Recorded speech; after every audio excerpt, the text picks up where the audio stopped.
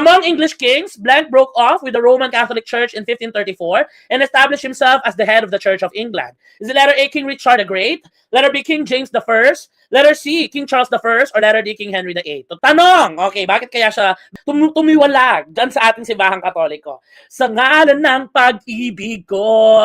Ayan na po, the correct answer for this one is letter D, King Henry the Eighth. Ayan. Siyempre, ayan na nga po, no? So, ang eksena, itong si King Henry VIII, actually maraming asawa yan, te. Ang eksena, siyempre, alam niyo naman ang Catholic perspective. Ano lang, di ba? Monogamy lang. Kailangan kung sino yung asawa mo, sino yung pinakasalan mo, yun lang. O, ang eksena, sabi ni Henry VIII sa Santo Papa, no? Gusto ko nang i-divorce. Itong si Catherine of Aragon, di ko na siya gusto. Sabi niya ganyan. At ang gusto ko ng bagong pakasalan, si Anne Boleyn, no? O, anong sabi ng Santo Papa? Magtigil ka, Henry VIII. Sabi niya ganyan, no? Hindi ka pwedeng i-divorce. Bawal yon sa simbahang katoliko. Anong sinabi ni Henry VIII?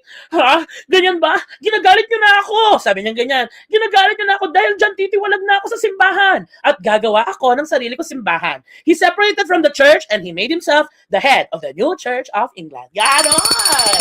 Diba? Yan yung mga tipong sa ngalan ng pag-ibig ko. Di ba ganyan ang eksena?